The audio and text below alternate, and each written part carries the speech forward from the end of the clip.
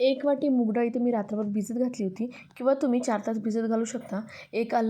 1 inch आल्याचा तुकडा, 3 हिरव्या मिरच्या मी एकदम मिक्सरला एकदम पेस्ट करून घेतला आहे. एका पातेल्यात काढून घेतले. त्यात हळद, बारीक चिरलेली कोथिंबीर, बारीक चिरलेला कांदा आणि चवीनुसार मीठ घालून मिक्स करून घ्यायचं आहे. यातच मी बारीक चिरलेला टोमॅटो देखील घालणार आहे. आता एकदम मिक्स करून घेऊयात आणि गरजेनुसार थोडं पाणी घालायचं आहे.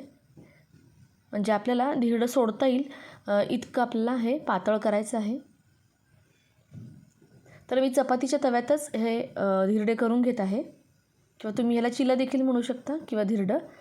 पौष्टिक एकदम हेल्दी आहे हे. तर तव्याला थोडंसं तेल लावलं आहे. तवा चांगला आधी गरम करून घेतलं, थोडंसं तेल लावलं आहे आणि हे पातळसं असं पसरून घेतलं आहे. झाकण घालून मीडियम गॅसवरती 1-2 मिनिट आपल्याला हे भाजून घ्यायचं आहे. वरच्या साईडने थोडं सुकलं आहे आणि कडा देखील उचलले आहेत. तर मी थोडंसं तेल अजून घालते. मी सुरुवातीला फार कमी तेल लावलं होतं तव्याला. तर दोन्ही साईडने चांगलं खरपूस भाजून घ्यायचं आहे.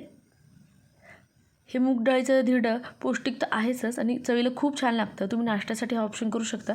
रात्री डाळ भिजवायची आणि सकाळी पटापट धिरडे आपण हे करू शकतो.